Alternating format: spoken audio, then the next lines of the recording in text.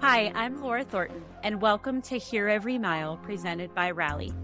This is the show where we explore the voices, words, music, and moments that carry us through the hardest miles, in races and in life. Rally is powering the ability to hear every mile, helping us bring these stories to life because every mile has a story worth hearing. Today's guest is also preparing to run the Sydney Marathon. In a few short weeks, thousands of runners will stand on the same starting line, each carrying a different story. And today, we get to hear from one of them. So let's get started. Kathleen, it is so great to have you on today. How are you? Well, first of all, thank you for having me. I am doing really well. Well, you know what? It's an honor. And it's so exciting that I get to learn about you before we get to toe the same line here in a few weeks in Australia. Yeah. It's a little bit scary because I used to live in Australia, actually. I lived in Australia for 2 years. Surprise, number one. Wow. And I haven't been back in 12 years, so I'm very excited to be going back.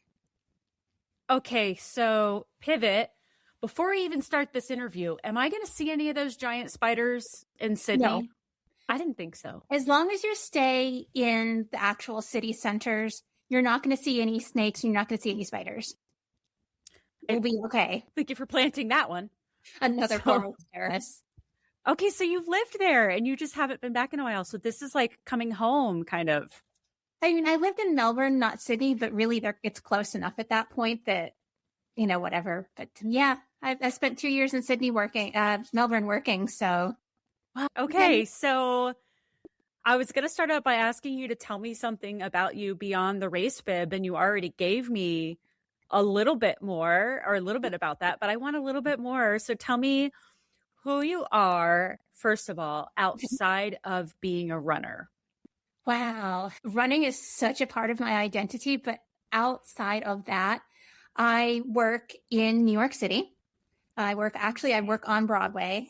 I'm not a performer. I'm not on the stage. I'm not behind an office. I help people who make it happen. So I do IT for the arts, basically. And that's kind of what I do for work. But other than that, I love to do the whole travel thing. So Sydney, again, also super, super exciting. Okay, so wait, you live in New York City? Yeah, I live in New York City. I live in Queens. I work in Manhattan. Okay, so I'm running the New York City Marathon this year for the first time. Me too. Well, I've run it for the first. I mean, because then you officially would be a stalker. I have lived now north of London as well. Surprise. Favorite place to live? Probably Melbourne, probably Australia. New York, a very close second. Okay. So I'm going to let everybody, all of our listeners, in on a secret. You're going to literally be the first person to hear this. My daughter's former nanny, she was her nanny from age 2 to the time that she started school. She just moved to Melbourne. My daughter hasn't seen her in 2 years. Surprised my daughter, whose name is Sydney. That's going to be so amazing. Oh my goodness. Yes. So excited, y'all. And she's loving Melbourne, loving it. It's great. I cannot say enough good things about it. Oh my gosh. Okay. So now snakes, spiders, I may end up wanting to move to Australia. Okay. You get the birds, you get the good wildlife, none of the bad. Yes. But I am holding a koala, like literally day 2 of me being there. I'm holding a koala. Got to check that off the list. So I was going to actually ask you what would be something people would be surprised to learn about you, but you're just dropping surprise bombs everywhere. I don't think is there anything else that you want to surprise us with before we start? Nothing massive, I don't think. I think those are the big ones. Lived on 3 continents, live in New York City, running a lot of races. Those are pretty big surprises. Wow. Okay. So what fills your cup when you're not running? I like helping people. I like being there for people. Somebody once described me as a dog, but they meant it in a good way. Because they're very loyal, I stick with people. If they are good to me, I am incredibly good to them. But if I sense that somebody's is not right, don't even try it. Yeah. You're going to make sure they don't come in the front door. Exactly. So you never really want to be heard, being called a dog, but Right. once he explained it to me, I'm like, I totally get that, and You're a dog. I'll allow it.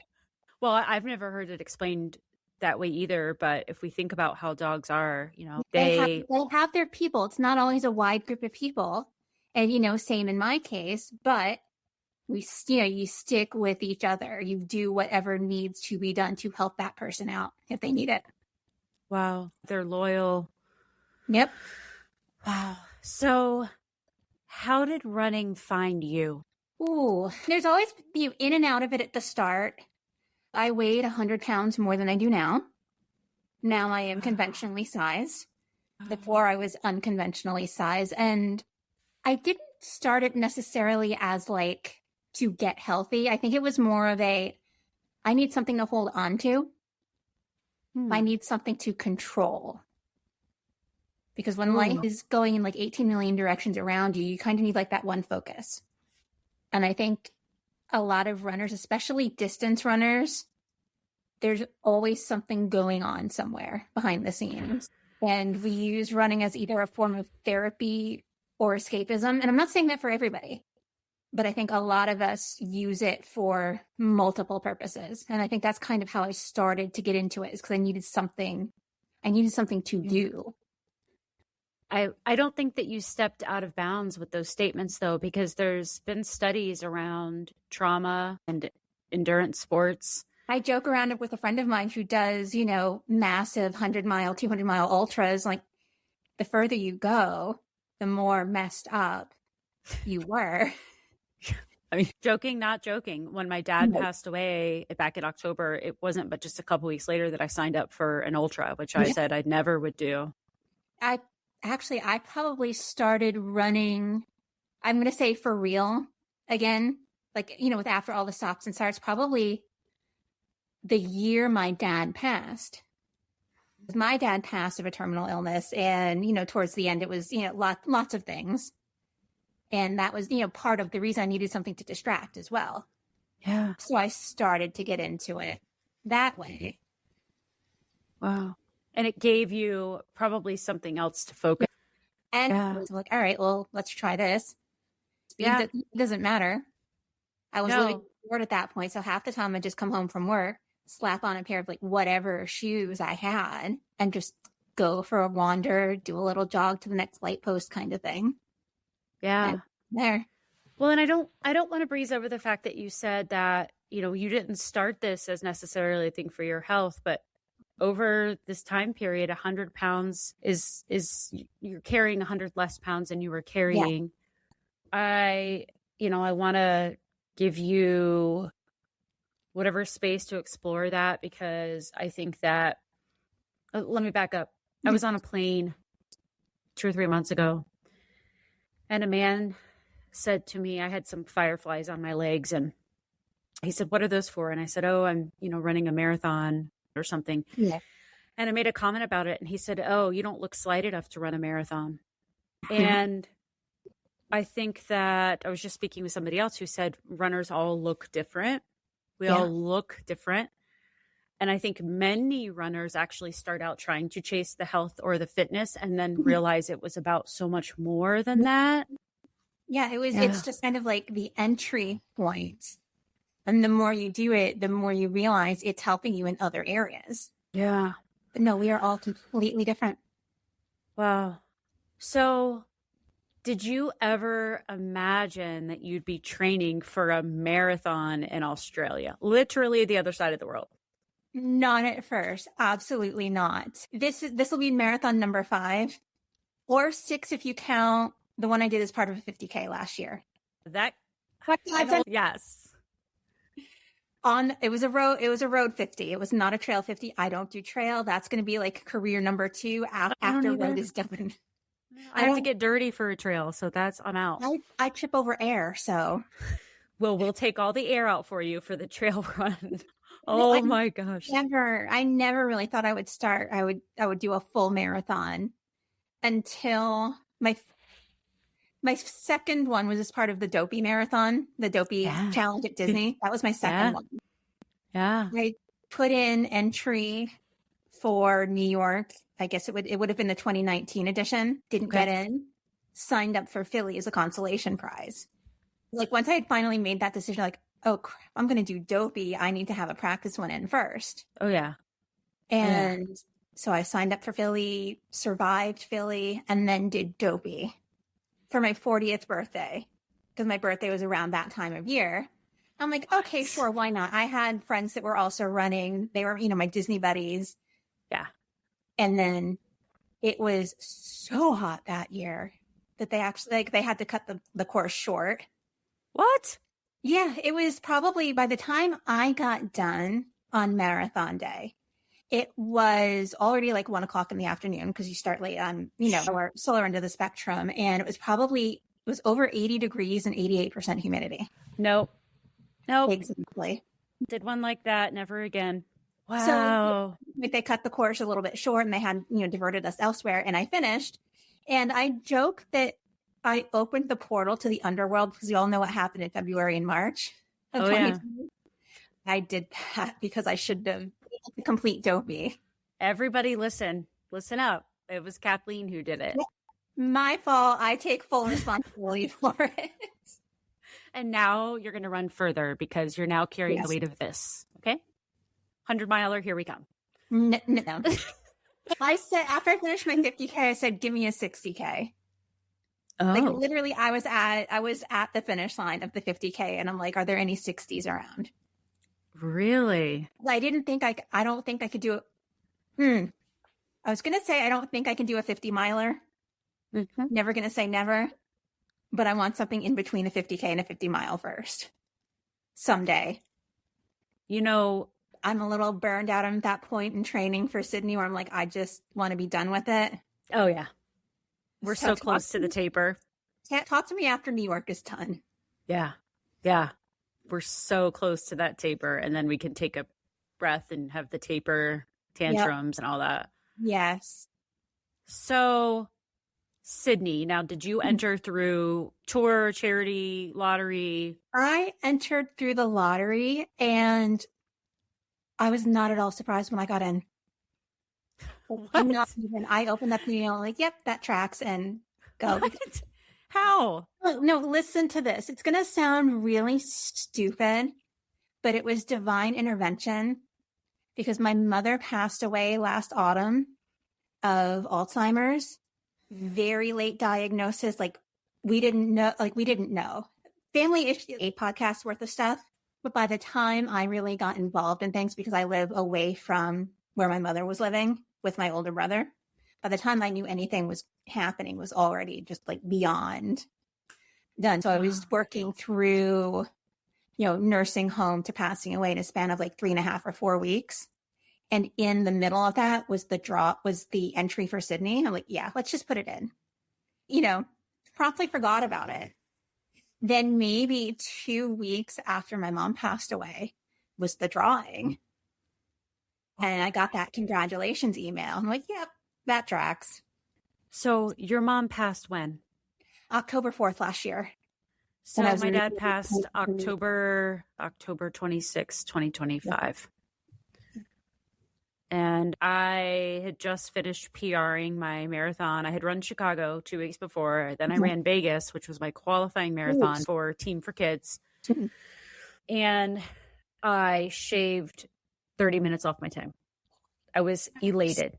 It was a downhill, so I'm going to downplay myself a little. Blow your quads halfway through. I could have. That's true. I'd been talking to my mom the whole time. Yeah. Everything was fine. And I showered. I missed a call from my mom. I called her, and then she told me that my dad was gone. Wow. And I'll tell you, the Sydney parallel here, I went home for his memorial, right away, pretty much. Yeah. And I had found out while I was home. And in fact, I was still so sore from Vegas that I was sleeping on my mom's couch because I couldn't make it up the stairs. I was in so much pain. And my mom, that was the only thing that made her laugh, I think, was the fact that I couldn't walk and I needed handrails. And I didn't get in. I found out I didn't get accepted. Yeah. And she said, gosh, why couldn't you get accepted to Sydney? That's the one, that's my bucket list place. Right. That's the one you really, That's the one she really wanted to go to. And in that moment, I knew I was going to get there. I just didn't know how. Right. And I had gotten an email a month or so later that said, hey, we have an opportunity at some majors. Would you be interested in applying to our charity? Do you want to be on the list, right? I applied. I found out a couple of days before Christmas. And so my mom is coming and one of my kiddos and then my husband were going, but Sydney is for my mom. Yeah. New York is for my dad. Yep. And the fact that you said, I'm not surprised, I wasn't surprised. Yeah. It's just the way it is, the way the universe needed it to be or something. Yeah. And it knew that you were going to need that piece that you were going to get from running. It needed to go back to someplace I was so loving. I enjoyed that. I enjoyed Australia so much. Tried so hard to stay permanently. It just didn't work out. I never thought I'd go back again. Really? No, really. Like London is easy. I say it's easy enough to get to from New York. It's just, it's just in an 8-hour flight. Australia's a whole other story. It's like anywhere between like 19 and 30 hours, depending on flight patterns. Why are we talking about this right now? Think about the rest we're going to get. We can't go anywhere. We can't do anything. We could just sleep the whole time. We're literally captive. Yes. Yeah. With my mother and my 7-year-old and my husband. But at least the 7-year-old's not a little baby. True story. Yeah, and true story. She's got crafts and things for days. Yes. Deep breaths. So speaking of things that are going to stress us out, what has been your biggest challenge during this training cycle? Balancing work, the environment with training. I say the environment because of all of the fires from Canada and out west blowing the smoke into the east. We had a week where I just didn't go outside. I didn't really run outside at all. And I have no access to a treadmill because the air quality was so terrible. Oh my gosh. And I wasn't going to torch my lung. It was not, it wasn't 500. It was like 100, 180, 200, which is really, really bad, but not as bad as they had it, but not something I was going to risk running in. No. So you take some time off for that. Then I've got this massive project at work that's going to go live in 3 weeks. Oh, perfect timing. Not like you have anything else going on in 3 weeks. Exactly. Sydney, so marathon. It's like career defining, employment defining project. And like, oh, I've got to do this. And then 2 weeks later, I'm off to Sydney. So that's kind of been my biggest issue, is trying to balance all of that and the stress from any one of those things at any one time. And life itself is stressful. Life has been stressful. But I am not unique in that scale at all. That's true. Fortunately, I got most of the illness and, really, really bad things, life-altering bad things over with last year. So this year it's back to the normal stress. Yeah. There's so many people that have so many other things going on. So I don't kind of like to, it's just, okay, this is this is what's going on. This is how it's affecting me. There was a time, I don't know, 5 years ago or so, where I remember kind of complaining to my mom, got this and this has gone wrong and this has gone wrong and why is everything happening? And she said, that's life now. Yeah. Life is what happens in between those things, not the other way around. And it's like you can control how you deal with it. You can't control how it happens anymore. Like no. I tried controlling how things happen. Doesn't work so well. It's how you deal with that makes you a better or worse person. You're 150% correct. It's how we handle and get through. And, so one of the questions, we will both look down at our watches and say, hey, we need to slow down. Like anytime we get on to like a hot topic, something's going on with our kids or something happened, right? We like rage run. Do you do that? Yeah. Once in a while. Absolutely. I mean, there have been a couple of times where I've come home from work and put on the shoes and gone out for 25 minutes. And I don't do doubles. I only run in the morning, like early mornings before work. Yeah. So for me to like put on the shoes, just go out for 25 minutes and just beat the out of myself.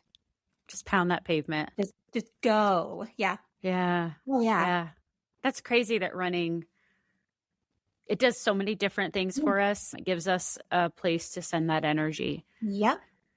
So if we think about, again, this training cycle, is there one run that you've had that you were like, okay, I got this? Like Sydney, I mean, it's notorious for its hills, but has there been one run that has given you confidence ahead of this race?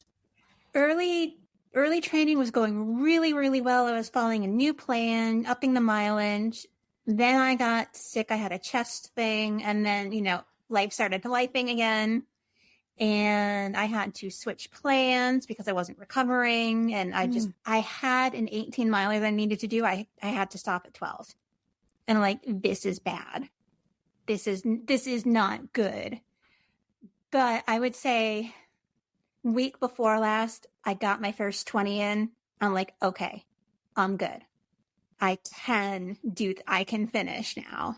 Yeah, you will. I haven't even hit 20 yet. I actually don't even know if I'm going to go to 20 this cycle. So it's interesting how different coaches, different plans take us different places. Yeah. Do you do time on feet or miles then? I do miles because I'm a slower runner. Okay. I think that whole, you should only do a maximum of 3 hours on your long run is kind of bunk for a lot of people who are towards the back of the pack like me. Because if you are a 6-hour marathoner, to do just 3 hours as your longest long run leaves so much beyond. It's a big gap. How are you going to know? Exactly. It's the working up to it. You have to adjust your training and recovery to work up to that much time on feet. It's not, and you think about ultra runners, what do? They don't stop at 3 hours in their training session. No. So a lot of my friends, I've changed my mindset to train more like I'm training for an ultra. Because essentially that's what I'm doing. Because the time on feet thing is like, well, yeah, if I'm going to be out there for 6 hours, 5-6 hours, you have to. So I try to hit about 80% of what I expect to, whether the race is mileage or it's a time thing. I'm like, all right, if I can get to 80%, I know that 20% is in there somewhere. Yeah. So I'm definitely miles. That's actually a really fascinating concept. I mean, my first marathon, I did like an online plan, which since nobody's listening except I'm going to tell you what I did. Okay. I had this plan that told me like number of miles and it had tempo, it had intervals, it had all these things. No, I just ran the same number of like the same pace, the same number, like whatever miles. If it said 8 miles, I ran 8 miles at the same pace every single time.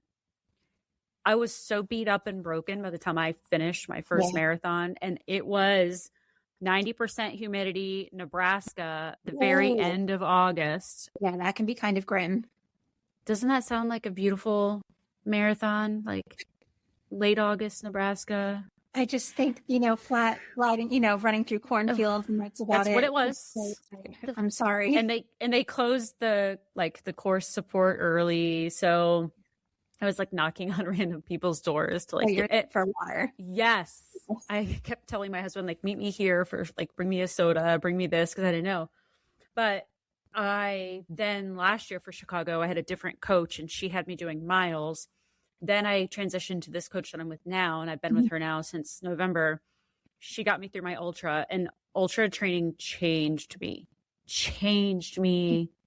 completely. And now I will tell you, I don't stress about my, there's a lot of things I don't stress about anymore. And I use different testing of, can I sing? If I can sing when I'm running for my easy runs, I'm doing okay. So mine is time on feet. No, I mean, my Garmin owns me. I do time on feet now. And it does drive my best friend insane because we could finish a run at 17.98 miles. And she's like mad that I'm not going exactly to 18. Yeah. She's like, come on, psycho, run the cul-de-sac. So I admit I'm a little OCD like that. And if I can, I will try to round it off to an even 1/10 of a mile. But running back and forth between in front of my apartment too many times is not necessarily a good look. But does anybody in New York City really notice? But when you were an early runner Don't you think that you obsessed more about what people thought about you and what people really do think about you? Well, absolutely. I was convinced everybody was staring at me all of the time. I'm like, you're too large to be doing this. You shouldn't be wearing this. What shoes are you wearing? Why are you wearing a vest when you're, when you're not going that far? They didn't know how far I was even going. And now I'm like, yeah, you know what? I will wear my vest on my 5K because I want snacks. I'm going to the grocery store right after. I need some place to put my phone. I will wear my vest anytime I want to. Yeah. But if I'm trying out new gear, I don't want to try it out on a 15-mile run. No. I'm stuck with it. So try it out on a 5K. And also, who made these people rulers of what we can and can't try as far as gear? Exactly. And also, I'm sorry to hear you don't have access to a treadmill, because I especially think that in times of the smoke, and you're an early one runner. I run it this summer, it's been lacking, but usually I get up at 3 a.m. Oof. I'm not going to go outside and go run at 3 a.m. It's not safe. Right. It's not safe for a lot of reasons. But who said that treadmill miles don't count? And why did they keep talking about it? I would love to do treadmill miles once in a while. And yes, I can get a gym membership if I really needed to. I did that over the winter for a week because we got snowed in. Right. And when I say snowed in, I meant we had 6 inches and it got plowed up into 2 feet. Necessarily. It's not. Yeah, okay. I will get a gym membership for a trial membership for a week. Yeah. It was so nice to have a steady pace that was forcing me to stay to a certain pace so I could do pace work on it. Yes. Treadmills are for that. They're great. Bathroom. You have a bathroom. You have a place for your water. Yeah. I'm here for it. Well, I am all for people running on the treadmill. You got to run outside once in a while just to get your feet used to the non-squishiness of the treadmill. Right. Of the energy. Yeah, no, I run every week outside. So, okay. Well, that just totally set me on a tailspin. We got there. The confidence run. Okay. Yeah. So you're going out there on the 26th. The race is on the 30th. I don't know. How long are you planning on staying overall? Day after the race, I'm going to Melbourne for 2 days. Then I'm coming back home. Okay. So it's a quick one. Because again, because I used to live there, a lot of things for the first time. It's more about seeing my old friends and seeing the sights. Well, that was what I wanted to ask was there one thing you're looking forward to experiencing in Sydney besides the race? But I would guess that seeing your friends would be a pretty big highlight. Seeing the friends is probably the biggest thing. I mean, a lot has happened to all of us in the last 12 years. A lot to catch up on in that. And being able to do it face to face is just unbelievable. Is Melbourne close enough that they could come, or that's a flight? I know that. It's only an hour and 15-minute flight. Okay. It's a short flight. I don't know how many will come up for the marathon just because the weird time of year for my friends who work in the arts and all of that kind of thing. So I don't know if they'll come up for it, but I will go down to Melbourne. I will walk my old haunts and have breakfast with somebody before they go to work. I'll meet somebody else at work for lunch, and we'll all go out after for, drinks and stuff. That sounds so much fun. And is this the first time they're seeing you since you have made a pretty big health transition? Yep. Yeah. Yeah. And that's got to feel good. That's got to feel good that you're... So never even really crossed their mind. And that's what makes them so amazing. But yeah, it'll be the first time that they've seen, they've seen the new me as a... But also, you weren't a marathoner back then. No, it wasn't at that point. I had started the whole couch to 5K thing a little bit, just, again, for some escapism. Wasn't really that serious about it. I knew I did a little bit of something, but I was no, it wasn't a primary focus in life. It is. But it changes your confidence. Yeah. Running a marathon changes your confidence. Oh, yeah. I mean, any race, really. Your first race, bigger difference of a distance, when you get to that half marathon, it's completely different than anything else. Completely. That's my favorite distance. A half is my favorite distance. Okay. Yeah. I I started running with 5Ks, like many of us do. It's the gateway drug. And now I just redline it. Like I just did a 4-mile race. 5K is my least favorite distance these days to race. If you like to feel like your lungs are going to explode, it is great. It's like you start out dying and keep going. And then you keep dying. You die more. Yes. I think the 10K is my hardest distance. Okay. That's my favorite to race, I think. It's just confusing to me because it's like you have to go fast, but like you can't start out fast. Yeah. But like you want to start going fast. And if you start going fast too early, then you're going to pay for it. Yeah. I can't wrap my mind around it. But yeah, I don't know. So let's say you and I see each other the day after Sydney, which I'll be getting on a plane. I'm coming home the day after. What do you hope that you're able to tell me the day after? I finished. I still have this fear, this thing in the back of my head. Oh my God, I'm not good enough. Mm-hmm. Like it's there in the back of my head when training doesn't go perfectly. Hasn't gone perfectly this year. It's gone less perfectly than usual.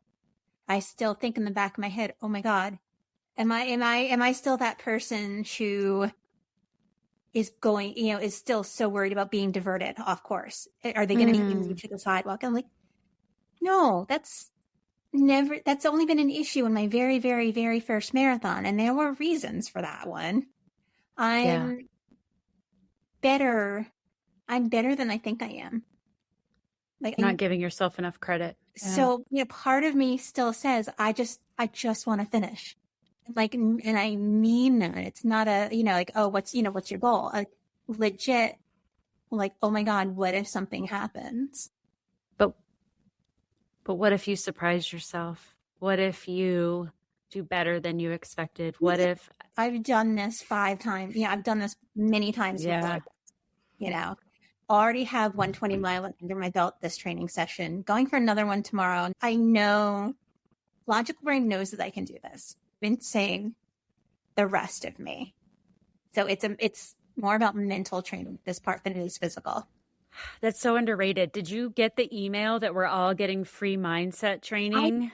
I did, and I was going to open it up right after this, actually go through it and look at it. Do it. I opened it up yesterday. I started it. And for those people who are listening, Sydney Marathon is going to be the first marathon. I don't know if it's just amongst the majors. I know amongst the majors for sure, but to offer free mindset coaching to all runners who are running. There's 40,000 of us. We're all getting free mindset coaching for the next month. And it is such an under talked about conversation. 2 of my really, really dear friends are running New York City Marathon with me this year, and they are running, it's their first marathon. Oh my God. But they both like mindset. I've talked with both of them about the mindset is part of it. And somebody changed my life last year when they said to me, they asked me, what are you working on this year? And I said, I really need to improve my mental toughness. He said to me, don't say toughness, say strength, because toughness sounds and feels hard. Okay. Mental strength. Yeah. I'm mentally strong. You're mentally strong. Try it. Yeah. And tomorrow you will get to 20 miles. You know why? Because you're mentally and physically strong and you're ready for it. Exactly. You will.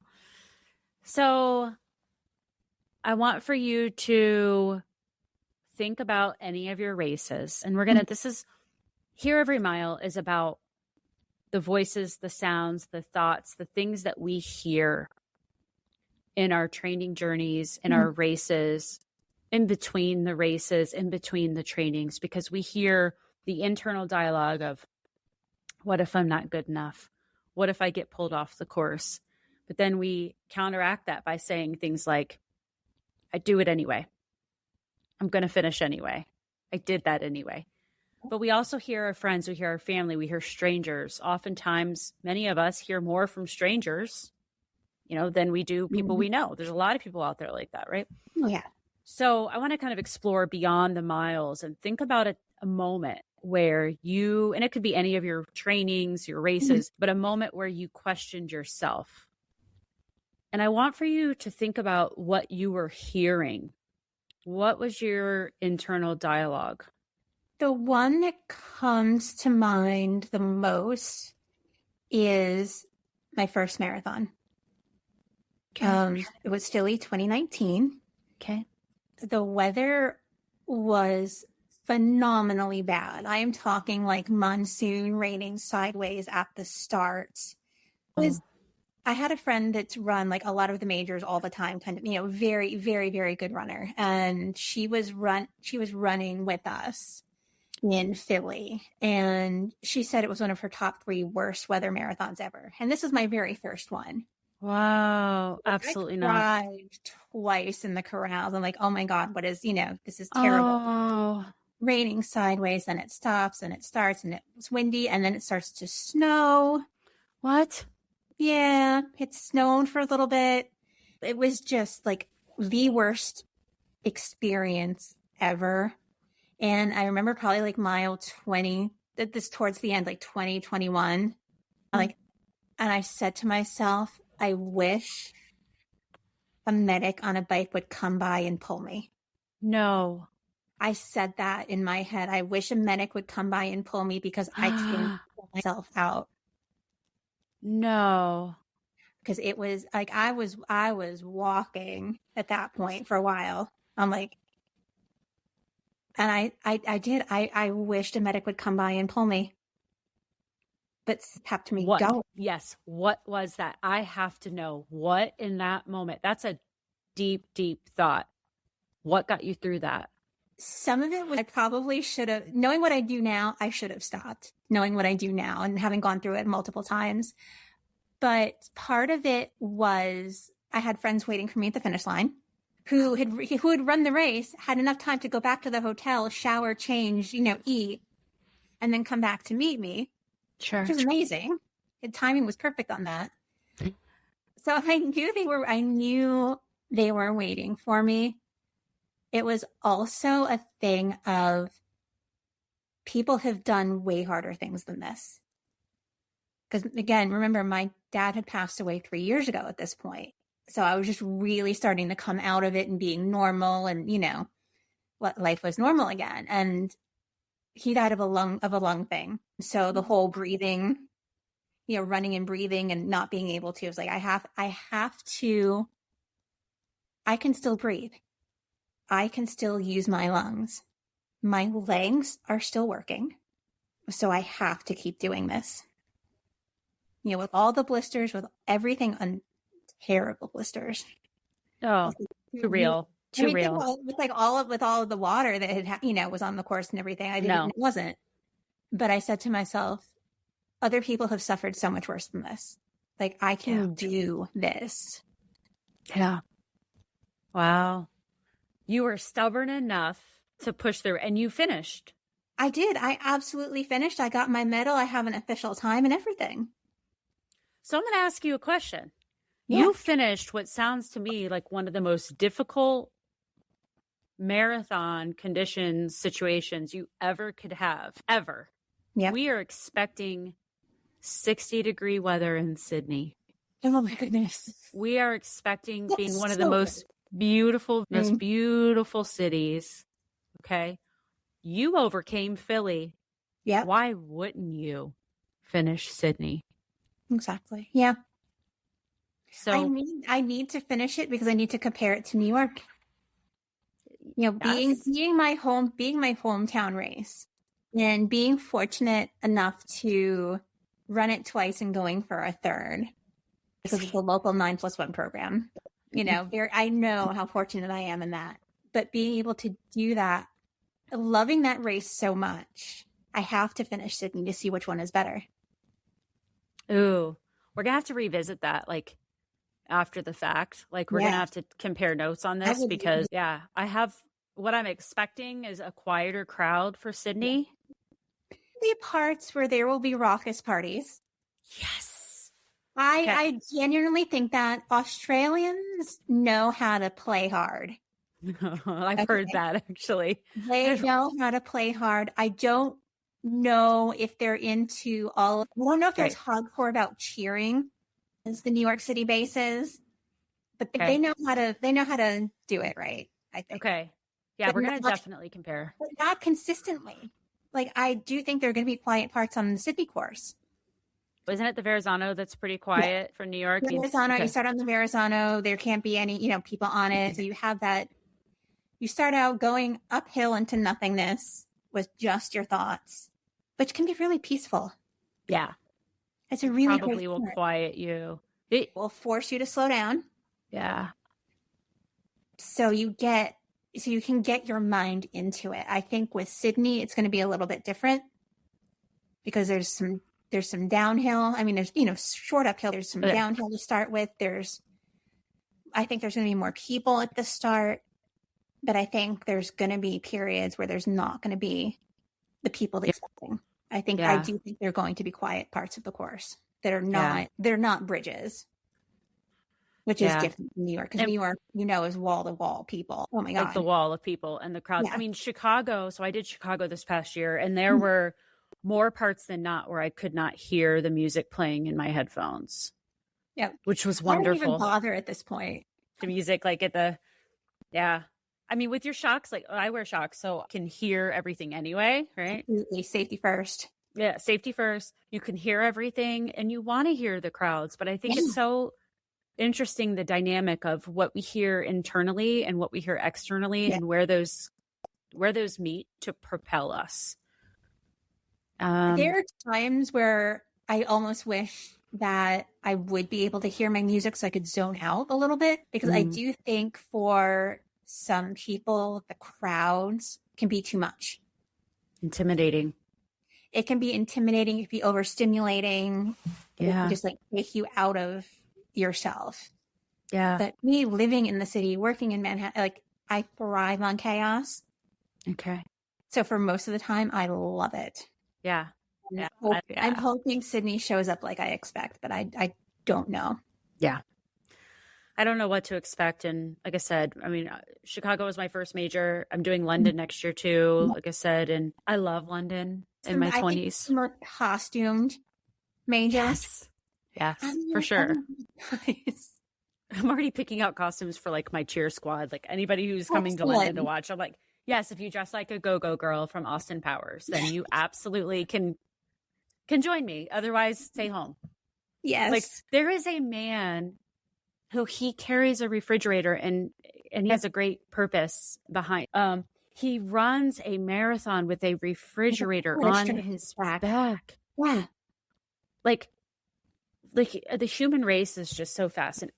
Literally the human race, but it's so fascinating to me. And in coming up with this concept for Hear Every Mile, I know that nobody asked for one more running podcast, not a single person. And that's great because I don't want to give you that.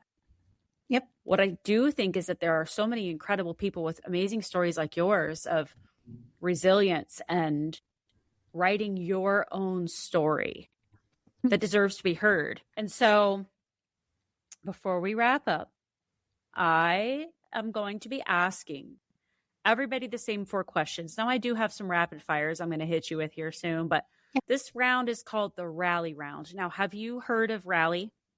I have actually. Okay. Have you gotten to use it yet? I have not. Okay. I know, but I should use it.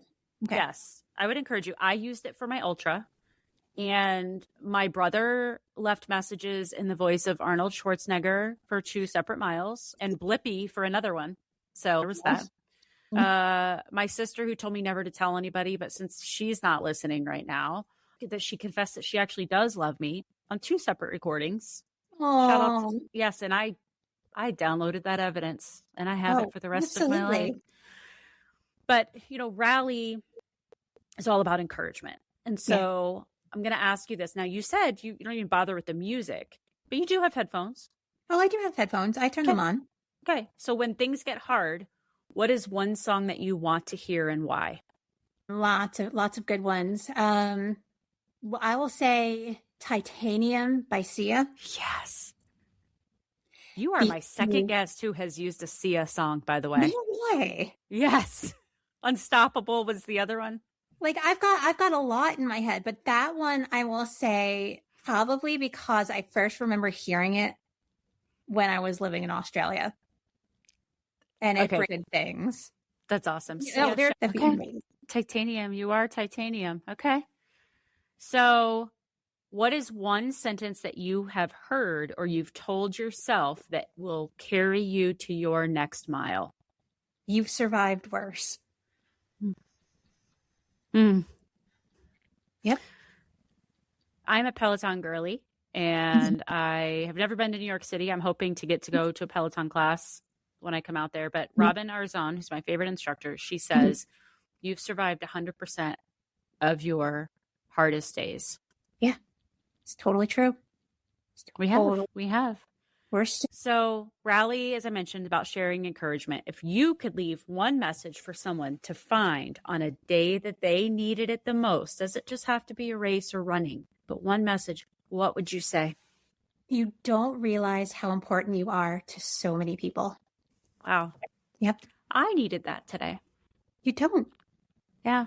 That random person that you say, hey, nice shoes, and keep going. They may have needed that because they may not hear anything good about themselves ever.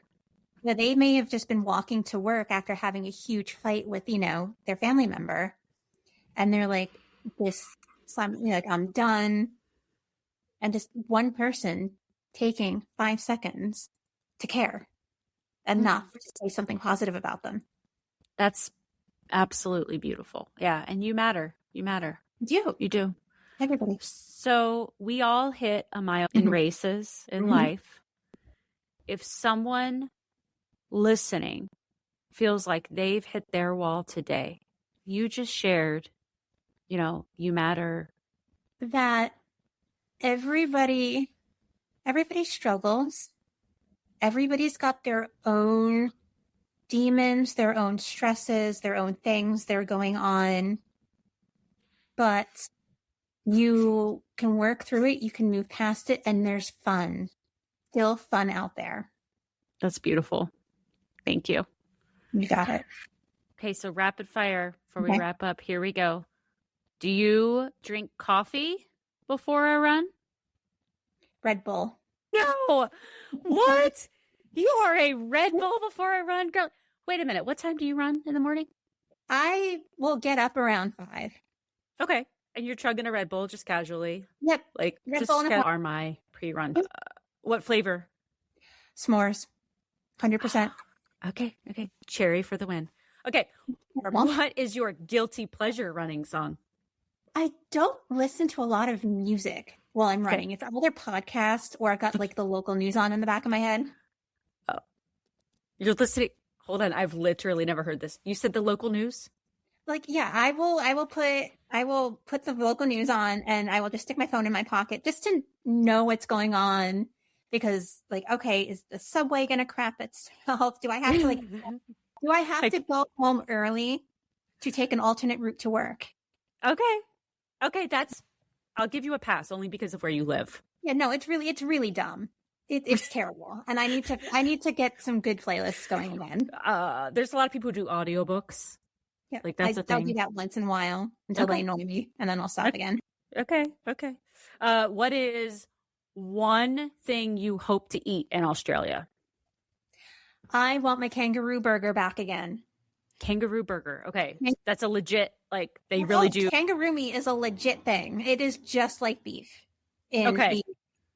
You let me know how that is. I'm sure my husband will have some. It's just like a really, really, really lean red meat. Oh, it's a lean meat. Okay, good. Kangaroos remind me of deer who have been to prison. You'll never unsee it. So you are welcome.